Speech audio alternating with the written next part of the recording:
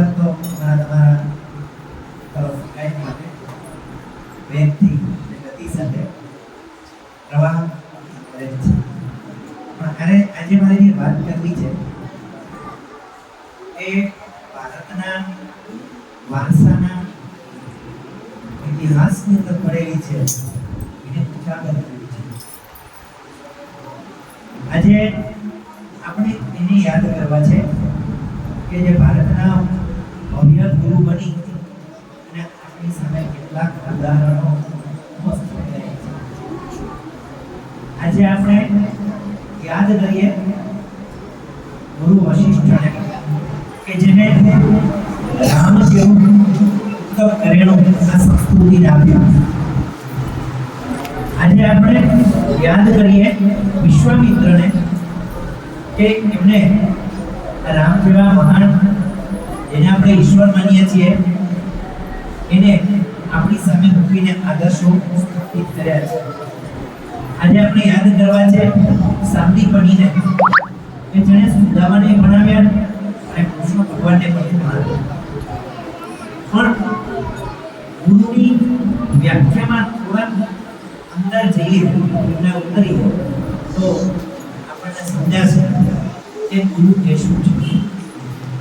આપણે વર્ષોથી સાંભળતા આવીએ છીએ ગુરુ એટલે અંધકાર અને ગુરુ એટલે પ્રકાશ. જ્ઞાન રૂપી અંધકારમાંથી પ્રકાશરૂપી જ્ઞાનનો જે આવરણ તમારા પર ચડાવ્યા એને આપણે ગુરુ કહીએ છીએ. પણ તમારી સામે જ્ઞાન છે પણ જ્ઞાનનો ઉપયોગ કરતા શીખવાડે એ સત્ય. આજે માણસ પાસે અઢળક મીઠાઈઓ મળી છે પણ એ મીઠાઈઓ ખાઈ નથી શકતા કારણ કે એને ડાયાબિટીસ છે. બાલવાટિકામાં ભણતા બાળકને 12મા ધોરણનો દાખલો શીખવો એવું છે કે જેની પાસે અઢળક જ્ઞાન છે પણ જીવનમાં ઉદારતા નથી.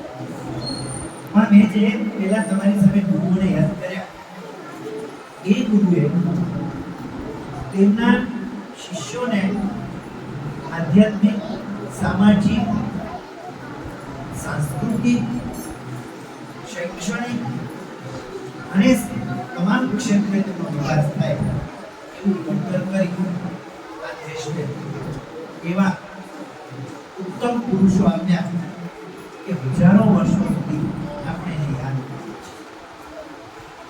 હવે જેને રામાયણ જોયું હશે ને ખબર હશે કે જ્યારે ભગવાન તેમના ત્રણેય ભાઈઓ સાથે વશિષ્ઠ મુનિના આશ્રમમાં ખુલ્લા પગે ચાલીને જાય છે ત્યારે સૌથી પહેલા એને આધ્યાત્મિક જ્ઞાન આપે છે અને જીવન આ શરીર છે તો છે. આમ તો શિક્ષણ આધ્યાત્મિક દ્રષ્ટિએ જોઈએ તો શરીરને સ્થૂળ કહ્યું છે અને સાચું છે. પંચતત્વોનો નાશવાન પિંડ એટલે શરીર. પણ તેમણે પહેલા તેમની તમામ જે શરીરમાં આપણું શરીર ટકાવવા માટે, તંદુરસ્ત રહેવા માટે છે એને શીખવ્યું કે 7 ચક્રો છે તેને કુંડલિની દ્વારા તેને મગજ સુધી અને જ્ઞાન સુધી અને આત્માથી પરમાત્મા સુધી લઈ જવાય તેવું જ્ઞાન એને પહેલા આપ્યું. પણ આજે તકલીફ ક્યાં છે? આધ્યાત્મિક જ્ઞાન શૂન્ય થઈ ગયું. હવે આધ્યાત્મિક જ્ઞાનની આપણે ટૂંકી વ્યાખ્યા કરીએ તો એ કે તમે મને ઓળખો છો બધા? સાહેબને ઓળખો છો? બધા ગુરુજનોને ઓળખો છો? પણ તમે તમને ઓળખો છો? નથી ઓળખો. ઓકે, તમે કોણ છો? તમે કોણ છો એ તમને ઓળખતા કરાવીને એ સાચા ગુરુ.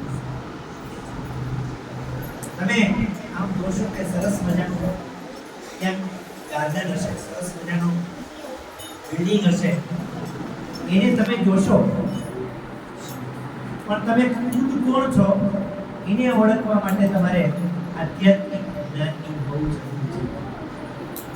પણ આજે તો એવું છે કે કે આધ્યાત્મિક જ્ઞાન તમને જ્યારે શીખવવા જઈએ છીએ ત્યારે અમારા શિષ્યો, અમારા આ પેઢીના શિષ્યો ગાંધીનગરમાં બેઠા બેઠા એમ કે આમ શીખવાડો, કારણ કે તે દિવસે ગુરુ સ્વતંત્ર હતા.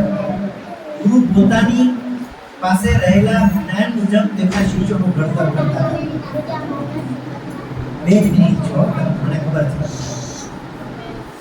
અને એટલે આપણી સામે શ્રેષ્ઠ શિષ્યો રામકૃષ્ણ પરમહંસ, રામકૃષ્ણ આવા